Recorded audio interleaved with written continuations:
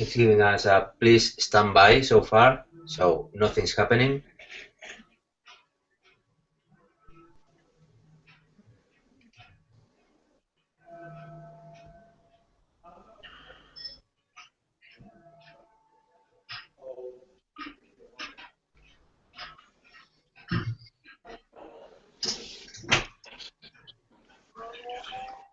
Okay, Kate, there's a bit of a problem. Please stand by so far, so nothing's happening.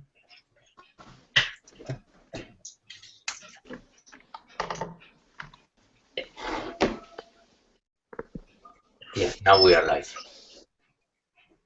Hello everyone, I am Manuel. I'm a facilitator in this contract management course. It's 8 o'clock now in the UK, and we are going to start a live panel discussion in which the future of contracting will be discussed. I'm going to hand over to Douglas Macbeth, who will host this discussion. Will introduce this contract management course. The rest of the and I'm willing to introduce the rest of the team. Douglas. Thanks very much, Manuel. Good morning, everyone. I hope you can see me. I would have expected to see myself on the large screen here if I'm being picked up correctly. We've got a really interesting panel this morning, and we're very pleased that Tim Cummins has managed to join us on an iPhone from Australia. So the technology is a challenge always. So rather than introduce everyone just now, I'd like to pass over to Tim just for a few words of welcome, because we're nervous that we might lose connections across the globe. So over to you, Tim, please. Douglas, thank you. Yes, so it's great to be successful in joining today. We've been struggling a little bit with one or two of the videos as well. So certainly it's been, I know both you and I have certainly found this whole experience of our first MOOC to be an exciting one, and we've been, I think, particularly gratified by the numerous comments and write-in observations of the participants on the program. And as we reach this final stage, it's a great opportunity to reflect a little bit on some of those observations, but particularly, I guess, the ones that people have made about what are things going to look like moving forward. I think, Douglas, you and I were very conscious as we put this whole program together that this is an era of tremendous change for both business and the public sector in the way that services are delivered, and therefore the role that commercial competence and contracting capability are playing in a lot of that transformation. And I hope that that message has come across loud and clear. But that change, of course, is not going to stop. The continuum and the speed with which change is occurring continues to drive radical shifts in the business needs and public sector needs of commercial and contracting competence. So as we look at that, one of the areas that certainly is at the forefront of driving change is technology. Network technology, digitalization are continuing their disruptive influence on the way that we do things, the way that relationships are formed and managed.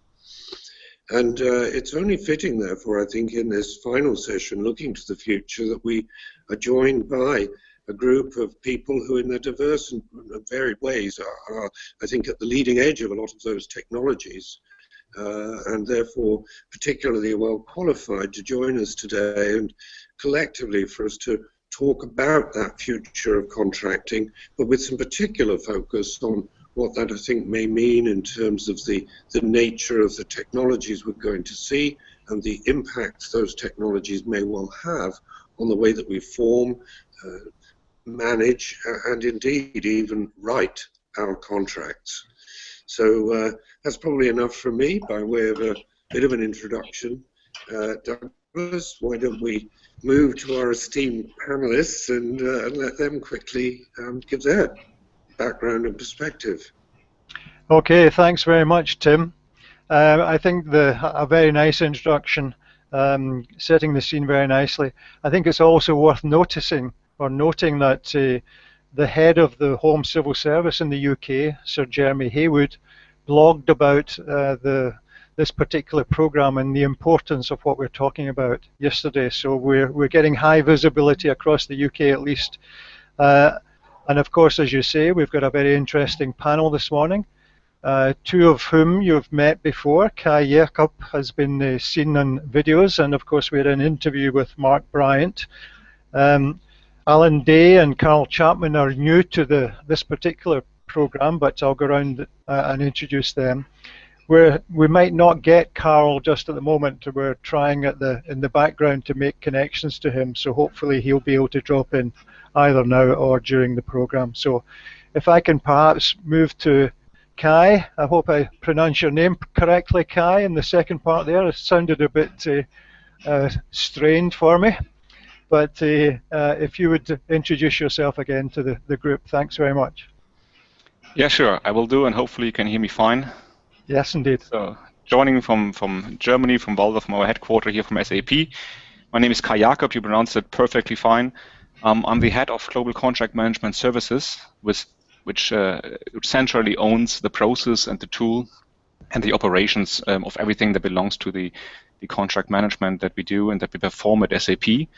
And in my second role, I'm the vice chair for Europe for the ICCM, supporting the ICCM staff in everything that belongs to this region here.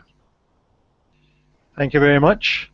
Alan, can we move to you now, please? You can, hopefully I'm off mute. My name is Alan Day. I run an organisation called State of Flux, and we focus on anything to do with post-contract or post-deal, so contract management, supplier management, supplier relationship, innovation, and risk kind of focus on. I'm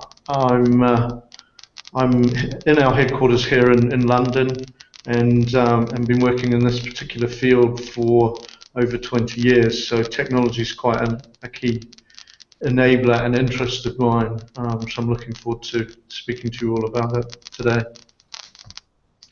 Thanks very much, Alan. We'll miss Carl for the time being until we find out about whether he can join us. So move on to Mark Bryant, please. Hello there. Hopefully you can hear me. My name is Mark Bryant. I'm the Deputy Director of Commercial for the Department of Culture, Media and Sport. Previously I worked at the Olympics for the ODA. I think at DCMS, particularly the digital economy, is very important to us. We're driving superfast broadband and connectivity across the UK. So this is something that's very important to us, and contract management, I think, is going to be at the heart of what we do. Thank you very much. So can I suggest maybe that we move to Kai again. I know you've done some homework for us, Kai, and some ideas about the future. So and Tim very nicely introduced the importance of the technology aspect. So that seems to be a good place to start. So would you like to give us some views of how you see the world developing in contract management? Yeah, sure. As Tim rightfully pointed out, this world is going digital, and what digital means is that it will be disrupted on any end, and we see that disruption happening everywhere. And the answer to that, and this is my true belief, is that all organizations need to aim to become information enabled. And I like this term because it clearly describes what we're aiming for. We need to build an information system that allows us to keep an eye on all the aspects of our work. And in the past, we might reduce ourselves to the pure handling of a contract in its beginning, or in the post-award, like Alan said, where we have to carry out the work from the contract and track maybe obligations. But I think this is limiting us. I think we should broaden our scope and have everything that relates to contract in our information system. and that is the way we negotiate, to understand exactly which clause we picked and why we picked that. Maybe reference already to negotiated clauses that we had in the past to better suit our customers and not start a conversation over and over again. But also in the post-management world where we have escalations and litigations going on. Get this all part of our information university and or universe, sorry, and play with that, because then we can derive complete new answers and maybe come up with new questions. And this is all built on the information aspects that I just mentioned, and we can go into more detail in the course of this panel for sure. Okay. Does anyone want to pick up those comments and make any points from their view? Well, Douglas, I think what we're seeing, as Kai rightly says, we're seeing in the world as a whole the adoption of more in the way of artificial intelligence, for example, the dynamic force that starts to represent in terms of information capture and information exchange, and the basic analysis that machines are going to be able to undertake in the future. That means that even complex instruments like contracts, which have really defied effective technologies up till now, I think will become sources of tremendous business and management information. I think the sort of aspects that Kai was mentioning are absolutely right. You know, in other words, what clauses or what combination of clauses typically generate better success. What types of behaviors are generated as a result of the choice of particular models or methods. But it also raises big questions about really what contracts will start to look like, because as the Deputy General Counsel of Cisco recently observed, that contracts are increasingly a framework for business operations. So I think we're moving from an era in the past where contracts were largely seen as somewhat administrative requirements, but ultimately were viewed as legal weapons, into being something that is absolutely about, let's make sure we've really understood the nature of our commitments and obligations to each other, and let's make sure that this is something that then is structured and delivered in such a way that it can be understood by the business, that it is indeed something that supports the operations of the business, and that is only going to really be achieved through the use of these technologies.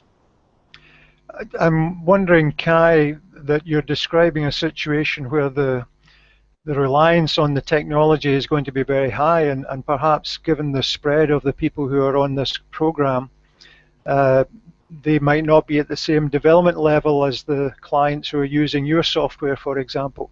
So is there a danger that there's a separation in the world between the people who can be really digitally enabled and the others who are still got some way to go on the basic technologies? I think I have to make a point here that what I'm talking about here is visionary. So I see this true information enablement to come.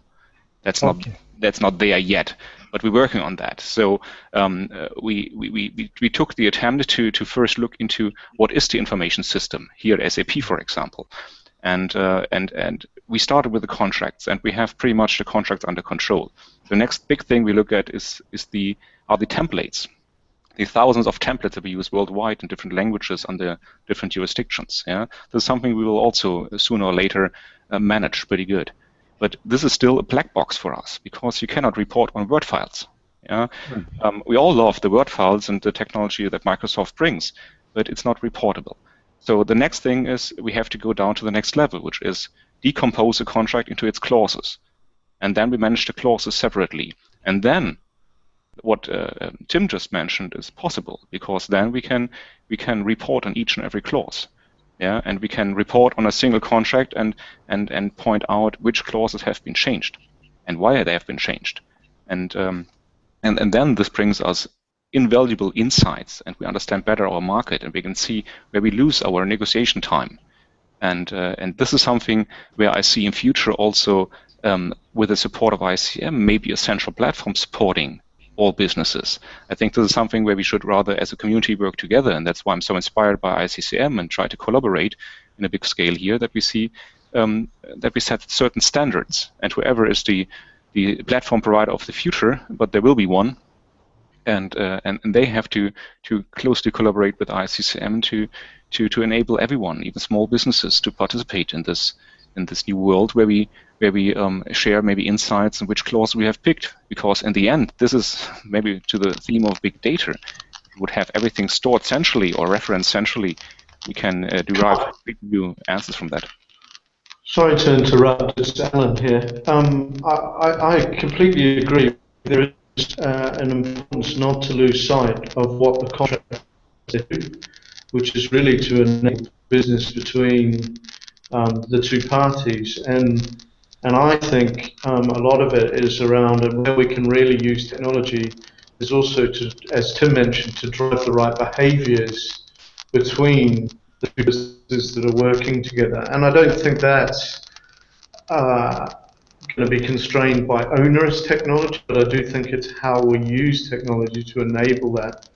Because for me, one of the big challenges is, and Kai's given a great information there around the clauses, but if you then kind of stand back, getting a clear line of sight between the contract, the performance metrics, and then how does the relationship work. And what we see is actually, first of all, Kai's in a great place, he knows where his contracts are, but most of our clients don't. Most people don't know the simple thing of where are your contracts, let alone what are the performance metrics that come out of that. And typically, legal look after, one of the business looks after the performance metrics, and one of the executive team looks after the relationship, but there's no connection. And I think we're going to increasingly see technology drive that connection between those three things and get the kind of behaviors aligned within the business. One of my favorite topics is rather than what is your customer experience, why are organizations not asking what is your supplier experience, and how do we use technology to drive. And of course, picking up on your point, Alan. Sorry to interrupt, Kai. I just thought there was a valuable piece there around behaviour and using what you were talking about to take that even further. And I think, Alan, just building for a moment on what you said, it's also the point that contract management technology is, in a sense, facilitating shared data. So we will see, I think, increasingly a consolidation, common data source for both the buyer and the supplier, so that we, again, begin to reduce the frequency of dispute and disagreement over what even are the facts. And that will be another important development as we move towards greater collaboration.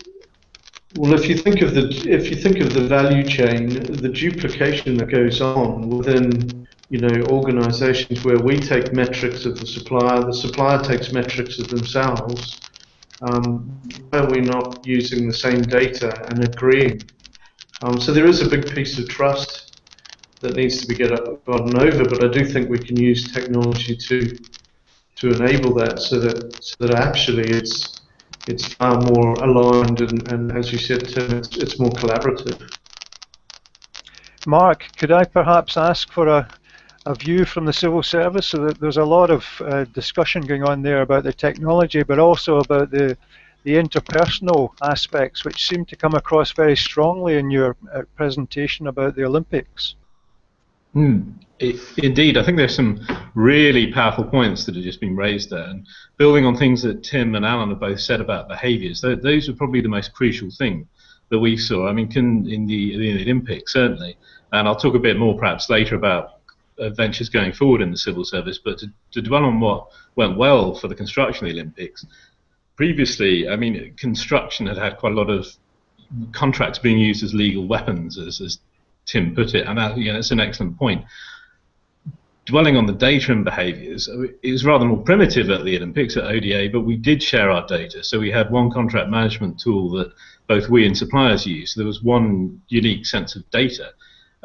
Going going through the program, we only had 3 disputes. I mean, there was a lot of disagreements of sort of minor things, but those disputes weren't around the facts of data and performance indicators and what had happened. They tended to be disputes around actually who was to blame for something, whether we'd asked for something to be done or not. And I think behaviour, I can't stress enough of that's the big shift I think that needs to occur, certainly within the public sector moving forward, as to how we approach our supply chain. There was another very good presentation around understanding your suppliers, and I think there's strides that we need to take in the public sector to keep that moving, and we can learn lessons from other sectors. I mean, I don't want to keep talking about construction because it's not all brilliant, but there are some things that we can learn and drive from construction about how we treat commercial and commercial management.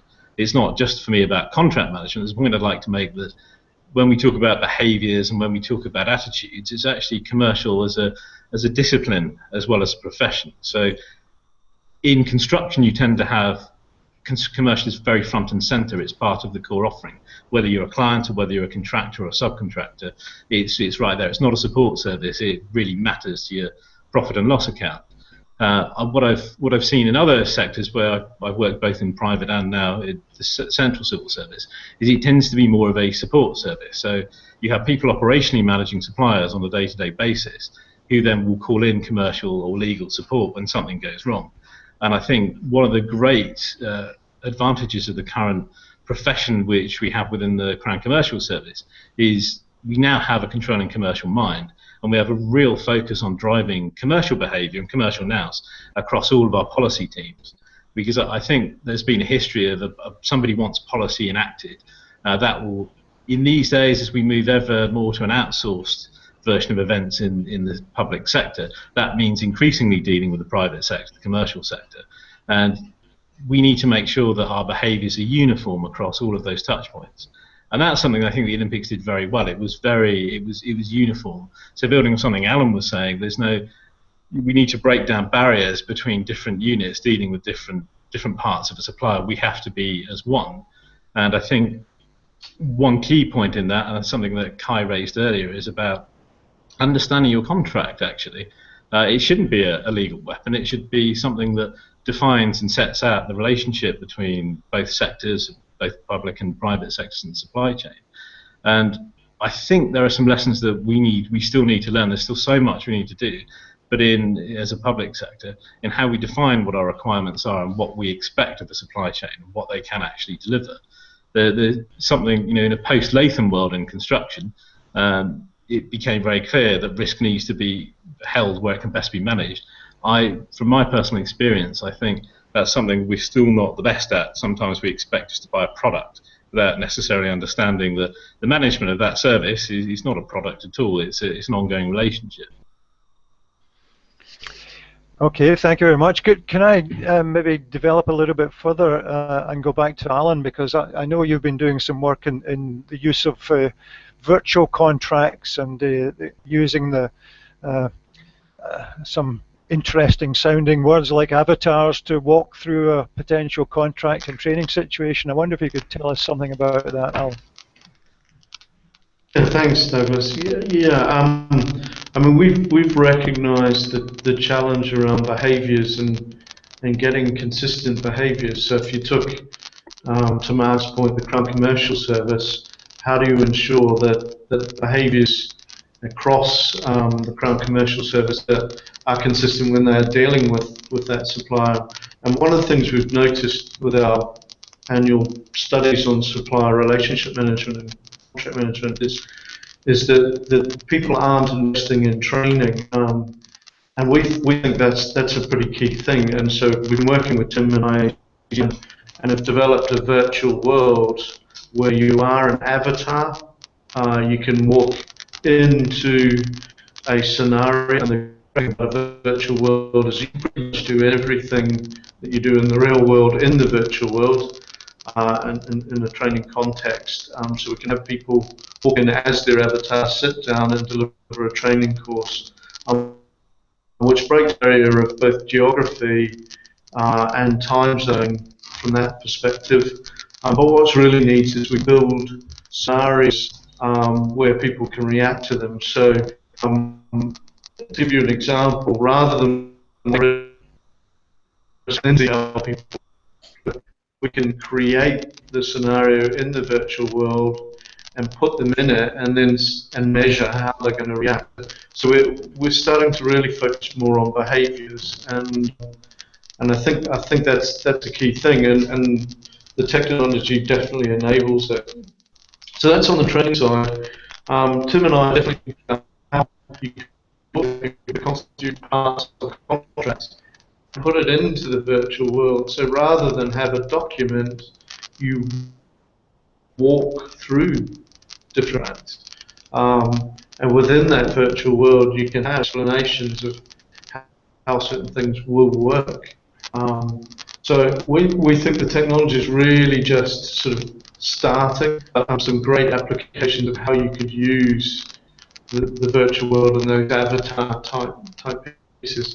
I'm happy to think that hopefully gives you a bit of a flavour of it. Okay, Alan, thanks very much. We're having a little bit of problem still with your communications, so I hope the audience heard enough of that to get excited like I am about it.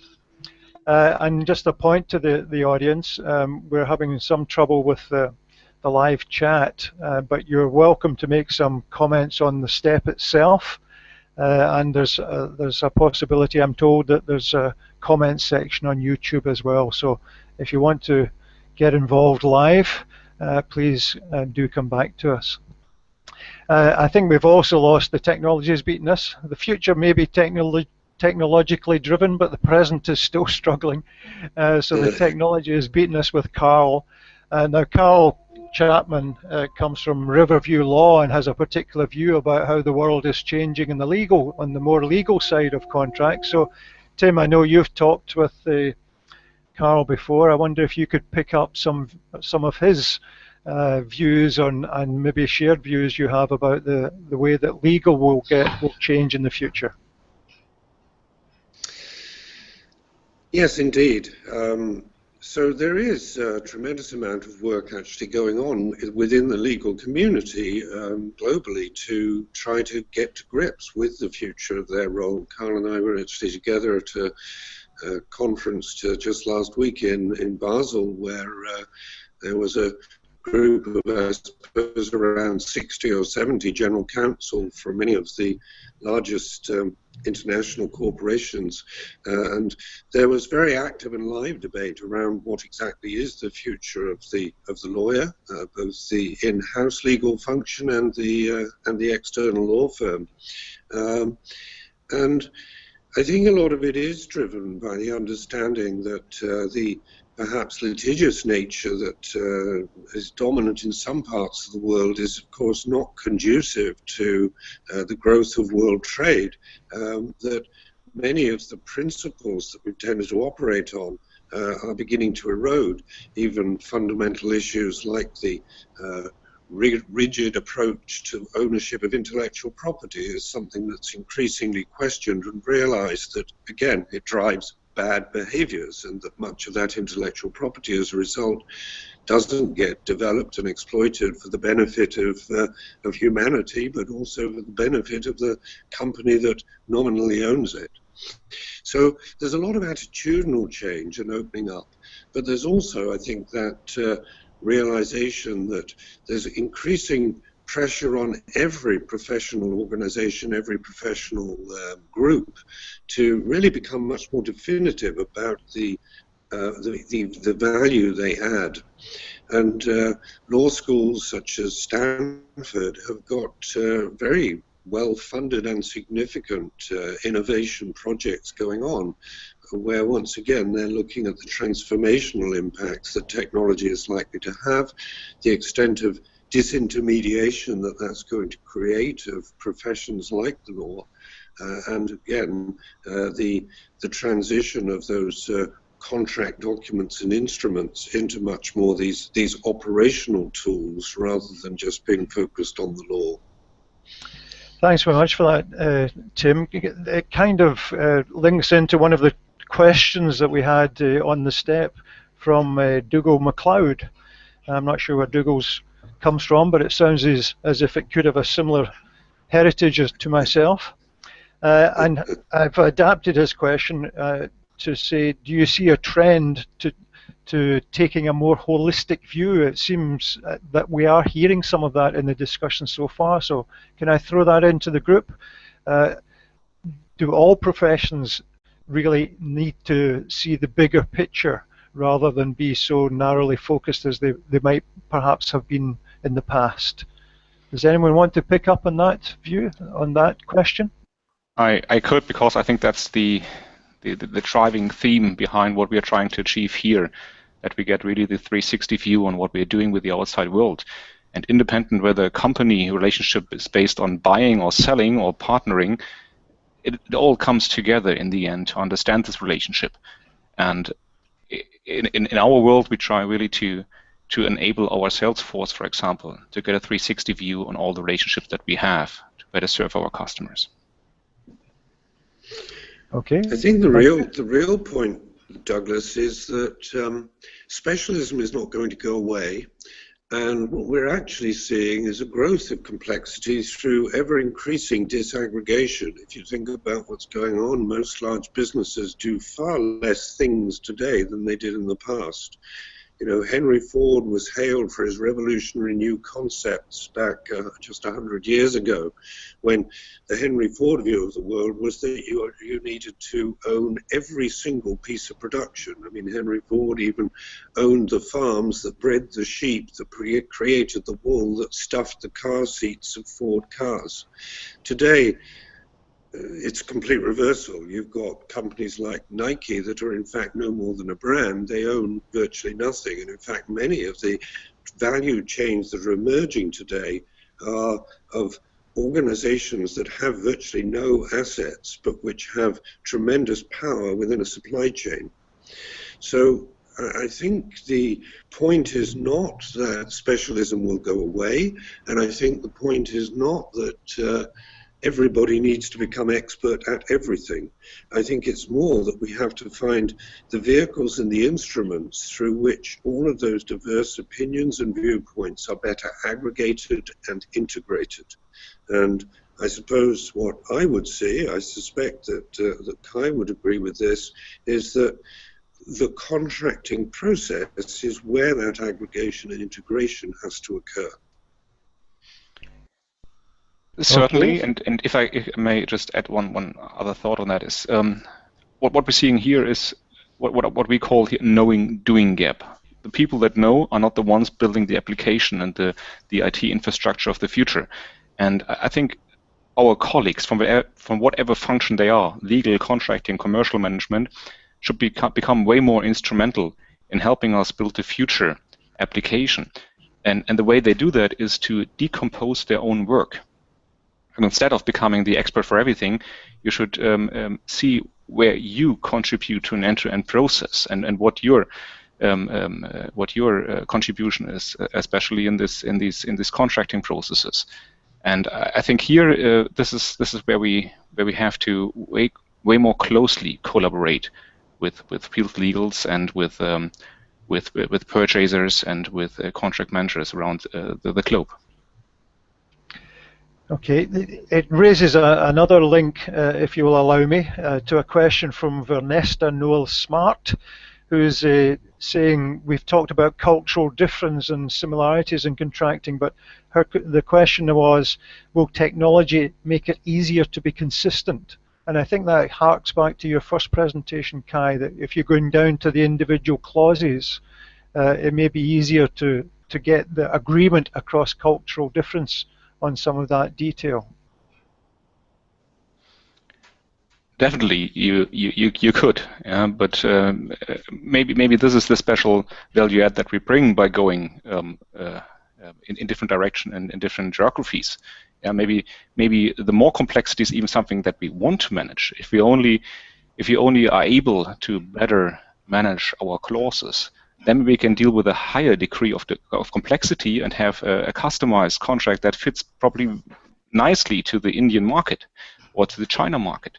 And I think this is something where we should put our emphasis on. Yeah, until now we try to standardize and to streamline and become more effective and had the one-fits-all model. And I think the future is something where we have all the aspects of a relationship and of a contract composed in the very moment when we need a special contract, and get rid of all noise and all duplication and cross-references and everything that makes the contract complex to read and to understand, and just focus on what's really necessary for this particular transaction.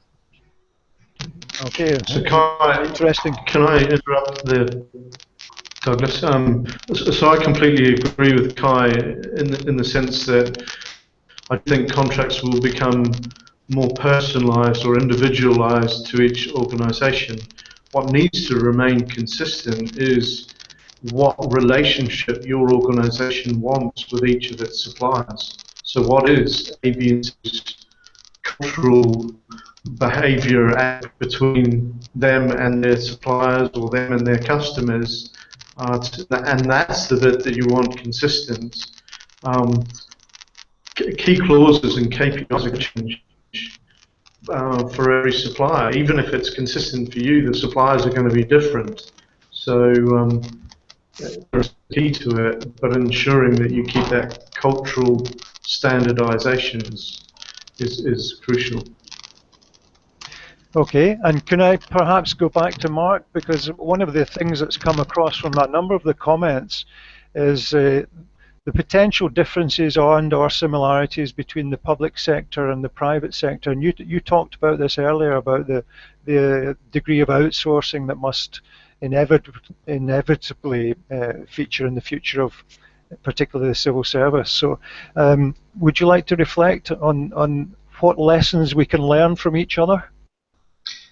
Yes, definitely. I think let me start by saying I don't think that it's completely polarized. I don't think we in the public sector are kind of completely obsessed by cultural value and social value to the expense of everything else. We have budgets to manage and we have to deliver within those. And equally, I don't, having been in the private sector myself, I don't see the commercial sector as a kind of two-horned beast that is there to get every single penny it can. I think, however, the private sector has a lot of ease with which it can do business. You know, the commercial sector, speaking to all of you, I suppose, you can leverage contacts in a way and contracts in ways that we now can't so well in the public sector, and that's something that we need to learn to do better within the confines of the public contracts regulations and the European regulations. Because I think in the public sector, and I think this is something that lessons that we learn from the ODA is how you go about this. You can have a lot of flexibility and stay on the right side of the law and make sure that you are being competitive and fair to suppliers. But I think where perhaps we need to learn lessons is how you keep the relationships moving, because very often I've seen in personal experience here that on the public sector side of it, you're dealing in defined chunks, sort of very specific 2-3 years of a contract, and then it has to be competed against. There's no longevity of relationship. I've seen various, particularly sort of more smaller suppliers, concerned about how they innovate. You know, there are various innovation initiatives going on in central government at the minute, but I think it's quite difficult. We need to learn from the private sector more around how we control our supply chains and how we interface with them. And I think from the private sector side, I think it's understanding actually how you can help manage us sometimes, because we in the public sector, we are driven heavily by the social impact of what we do, and that's very important to us. So the benefits realized from a contract is not just always the product that we get, it's how we deliver sustainability, how we make sure, for example, that employment and skills is benefited in a local area or on a national scale, how regionalism versus centralism is dealt with. And I think where I've seen an awful lot of issues have been around the differences of opinion or lack of understanding, I think is a better way of putting it, between both sectors of exactly what it is that do you want, you know, Mr. Public Servant, when you're buying this from me. I've got a product or I have a service. On the flip side, we often, I think, take the view that we bought a service, so just go and deliver it, and we hand off. So you have a purchasing function that hands off to an operational function that, picking up on everything everyone said, do not necessarily understand the clauses in the contract. They have their own relationships. Sometimes they just want the thing to be delivered. They want to open a box in 6 months' time and find it there, and then don't quite understand why it doesn't tick all the boxes for apprentices being employed, or doesn't tick all the boxes for sustainability or environment. And I think there's a lot of learning we can get from each other on how we actually achieve a bigger picture. And I noticed that Kai talked about a bigger picture, as did Alan, and as did Tim. I think that's something we really try to embrace at the Olympics. I've seen a lot of comments from my interview of people that I think query why was it such a success? You know, why was the building a success when you had a backdrop of perhaps less than successful public construction? And it's not all about a big budget or an economic crash. Part of it is seeing the bigger picture and engaging with suppliers at every single level, so that making sure there's an executive relationship, but also at the bottom, if you like, at the very, very bottom of the organizational tree, there's a relationship. And I think working from that, we learned an awful lot from each other. We learned how you can leverage value from a supply chain, how contractors leverage value from each other, and how they're partnering with each other can bring real benefits and innovation. And I think perhaps we opened their eyes to how social benefits benefit them. It gives them better revenue streams. It introduces them to new markets. The apprentices scheme we ran gave new revenue streams to them in terms of actually getting more apprentices on board. Their workforce was more diverse. And I think there are lots we can do to continue working and learning from each other in those spheres. Well, that's an excellent point. Thank you very much. Sorry, Tim? I was just going to say, Douglas, I think, you know, picking up on Mark's point about benefit, people get into contract with each other because each believes that there is a benefit to be gained. And I think the fundamental point about successful contracting is that there is a responsibility on the part of both parties to ensure that those benefits are delivered. There is that degree of care, if you like, because ultimately if one party loses, both parties lose. Okay, we're getting near the end of this hangout, but I've really enjoyed it so far. Is there any pressing issue that we haven't covered yet that someone wants to present on just for the last minute or so? You know, Douglas, very well. You and I could find pressing issues for a very long time yet. Indeed, and maybe that's why we have hopefully a second run of this program very soon. There are lessons to be learned all over, of course, but if everyone's happy, I thank you very much indeed for your contributions, and I'm sure our participants on the course will, many of whom have not been able to join us live because of the time shifts, but when they pick it up later on, I'm sure they'll enjoy it as much as I have. So thank you all very much indeed for your contributions, and let's see what the reaction is from the important people who are watching us and listening and thinking, and as Tim said in the introduction, making some really interesting comments and discussion points. So thanks again, everyone. We'll sign off now, and